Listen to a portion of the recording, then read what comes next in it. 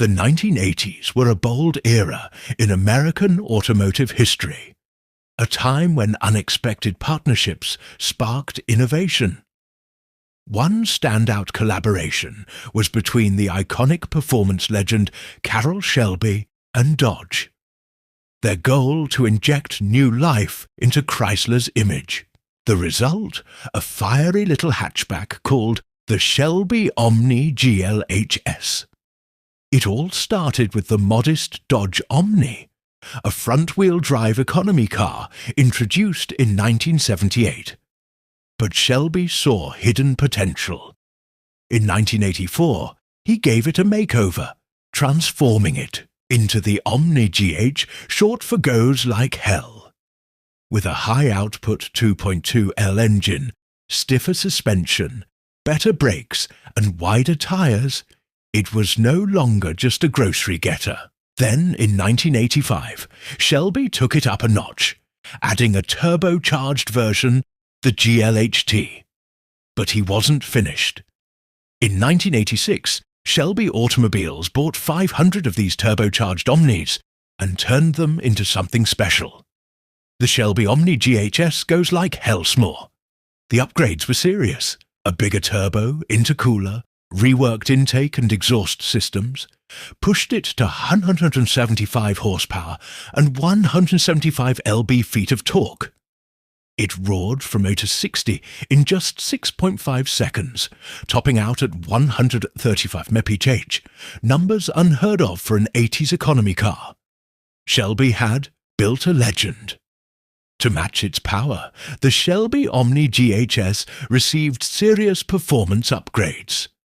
Underneath, it packed a heavy-duty 5-speed manual transmission with a short throw shifter and a beefed-up clutch to handle all that extra torque.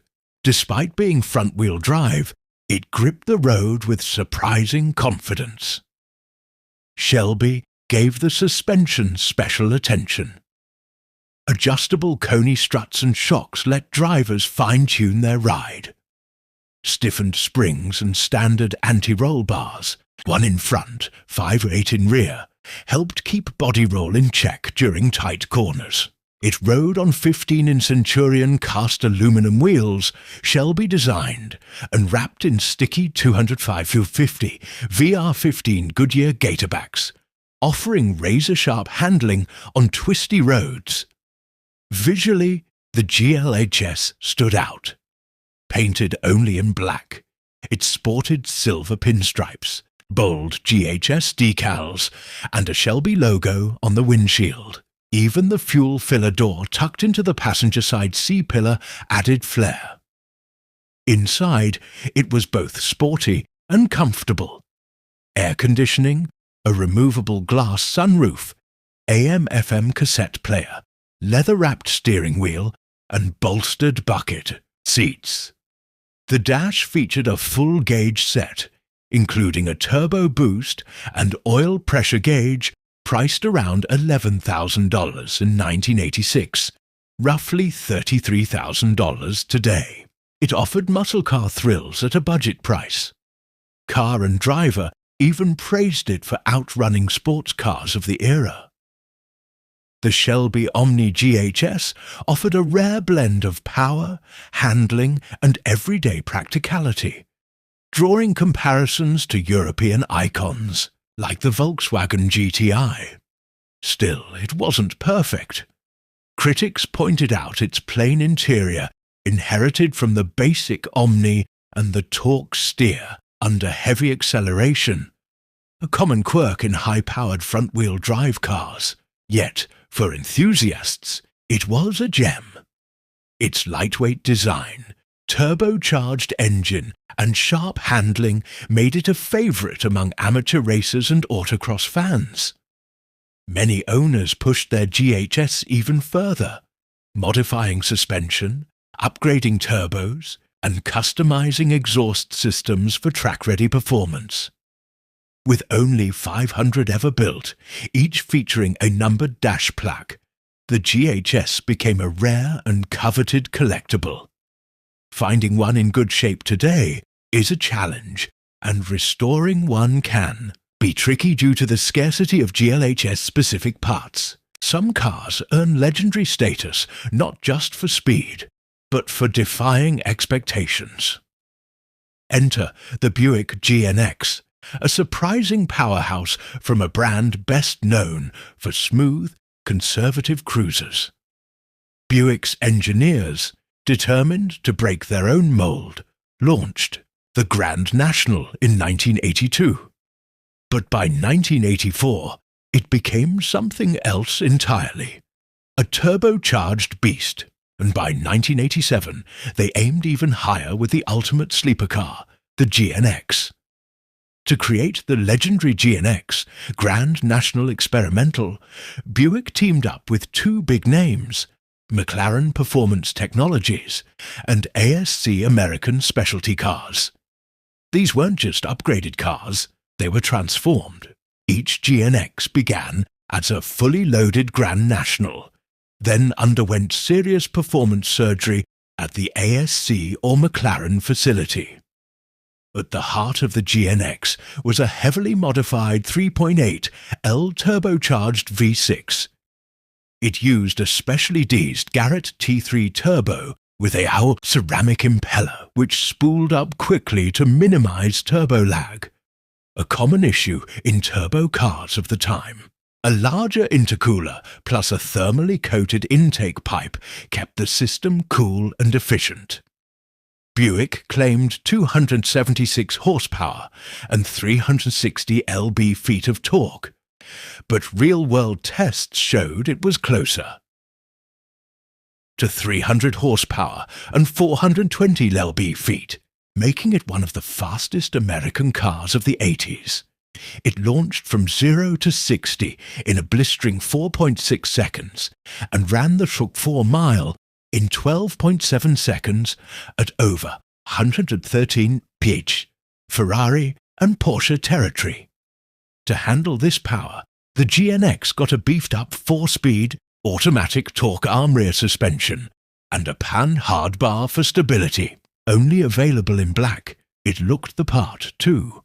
Functional fender vents, 16 in black mesh wheels, and a cockpit fitted with analog Stewart-Warner gauges. Each Buick GNX came with a numbered plaque on the dash, a subtle reminder to its lucky owner that they were driving one of just 547 ever built. The interior featured a distinctive black and grey Peter X cloth shared with the Grand National. But the GNX carried a more exclusive tone. It wasn't just a car. It was a declaration of American engineering muscle. Buick proved that raw performance didn't belong only to European exotics or track-built sports cars.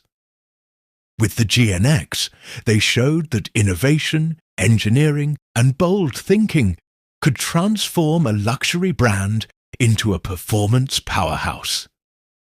Today, the GNX is one of the most sought-after American cars ever built, valued for its power, rarity, and the boundary-pushing spirit it represents. As we turn the page to another chapter of muscle car innovation, we land in 1980.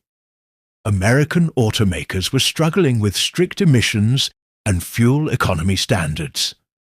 But Pontiac took a daring leap with the launch of the Turbo Am, a move that would redefine muscle cars.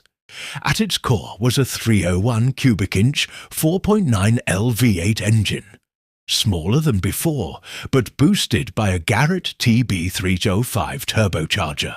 It delivered 210 horsepower and a mighty 345 lb-feet of torque, keeping performance alive in a changing world. To make the turbocharged 301 V8 in the 1980 Pontiac Trans Am reliable, engineers had to think ahead. They reinforced the engine block with thicker cylinder walls and installed forged pistons to withstand the intense heat and pressure of forced induction. A high-pressure oil pump pushed 10 lb per square in to keep everything well lubricated under stress, One of the most forward-thinking features was the electronic spark controller ESC. Using NOx sensors, it could detect early signs of engine detonation, then automatically adjust spark timing to prevent damage without sacrificing performance. For the era, this was cutting edge. The Turbo Trans Am could hit 0 to 60 mph in around 8 seconds and run the 104 mile in 16.1 seconds. Not bad considering it was built during tough emissions restrictions. Power was sent through a TH353 speed automatic with a 3.08 rear axle and a limited slip differential to help lay down the torque. Visually, it stood apart, an offset hood bulge for the turbo.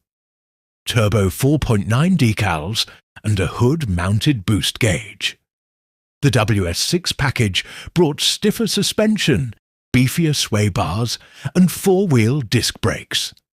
As the official pace car of the 1980 Indy 500, Pontiac built 5,700 replicas, many featuring mirrored T-tops and movie fame in Smokey and the Bandit 2. Well, I got news for you. The Bandit is back. Now, before you go getting all worked up about it, let me reassure you, while the 1980 Turbo Trans Am may not have reached the legendary heights of its earlier muscle car ancestors, it proved something important. Performance and environmental responsibility could coexist. It marked a turning point, a bridge between the raw horsepower of the 60s and the more refined performance engineering of the decades to come. Fast forward to 1989, and once again Carroll Shelby was at the center of something groundbreaking. Teaming up with Chrysler, Shelby helped create one of the most innovative performance cars of its time. The Shelby CSX-VNT, built on the humble Dodge Shadow. This wasn't just another hot hatch, it was a leap forward in turbo technology. At the heart of the CSX-VNT was a 2.2L intercooled turbocharged engine, producing 175 horsepower and 205 lb-ft of torque. What made it revolutionary was its variable nozzle turbocharger developed with Garrett. Instead of a traditional wastegate, it used computer-controlled vanes to adjust airflow, virtually eliminating turbo lag. Only 500 were made, all painted in exotic red with gold trim. Lightweight fiber ride wheels made from fiberglass reinforced. Plastic were another Shelby innovation. With a 5-speed Getrag transmission and 0 to 60 mph in 7.1 seconds, the CSX-VNT proved that small cars could deliver big performance with cutting-edge tech to match. The 1989 Shelby CSX-VNT wasn't just fast, it was a true collector's gem. Its lightweight fiber ride wheels, finished in striking gold, improved handling and ride quality, while complementing the car's bold exotic red paint. Inside, it offered a driver-focused cabin with Shelby-specific cloth upholstery, and some lucky buyers scored rare Recaro bucket seats for extra support. A Shelby-branded turbo boost gauge and leather-wrapped steering wheel added to the performance feel. Only 500 CSX-VNTs were built, just 15 of them with both the wider Goodyear Gatorback tyres and Recaro seats. This exclusivity, along with its pioneering turbo technology, has made it a highly desirable classic. The VNT turbo system was ahead of its time, eliminating turbo lag with computer-controlled vanes, a design now used in modern turbochargers across the globe. Though it cost nearly $16,000 in 1989, a steep price for a compact, it reflected the CSX-VNT's innovation. Today, it remains a symbol of Shelby's legacy and American engineering ingenuity. even if finding parts like the original wheels or turbo is tough. Meanwhile, in 1988, another performance milestone was being set. At Ohio's Transportation Research Center, John Lingenfelter prepared to make history behind the wheel of a Corvette unlike any before. The Callaway Sledgehammer, the Callaway Twin. Turbo Corvette was more than a power upgrade. It was a complete transformation. Some models featured the sleek aerodynamic Callaway Aerob designed by Paul Deutschmann. It didn't just look aggressive. It helped the car slice through the air more efficiently. Buyers could choose between a 4-speed automatic or a 4+3 manual transmission, tailoring the driving experience to their liking. Under the skin, the upgrades continued. Delco Billerstein shocks and a performance suspension package gave the car exceptional handling, while a heavy-duty brake system ensured it could stop as confidently as it accelerated. Inside, it was outfitted with leather sport seats, power, accessories, and a premium audio system. Luxury and performance in perfect balance. From 1987 to 1991, just 497 Callaway twin turbo Corvettes were built, making them rare and highly collectible. But the real legend was born in 1988, the Callaway Sledgehammer Corvette. Built from a stock 88 Corvette, it shattered records with a jaw-dropping top speed of 254.7 mph, making it the world's fastest street-legal car at the time. Its secret? A 5.7 LV8 with forged internals and twin turbos pushing 898 horsepower and 772 lb-feet of torque, paired with a custom 6-speed manual. It was raw American power, refined to perfection. To keep the Callaway Sledgehammer planted at extreme speeds, engineers outfitted it with a reinforced suspension and specially developed Goodyear tires built to withstand the incredible forces generated at over 250 Mettentrich. On October 26, 1988, at the Transportation Research Center in Ohio, legendary driver John Lingenfelter slid behind the wheel to make history. The needle passed 200 mph, then 230, then 250. When the run was over, the Sledgehammer had reached an astonishing 254.76 mph, becoming the fastest street-legal car in the world.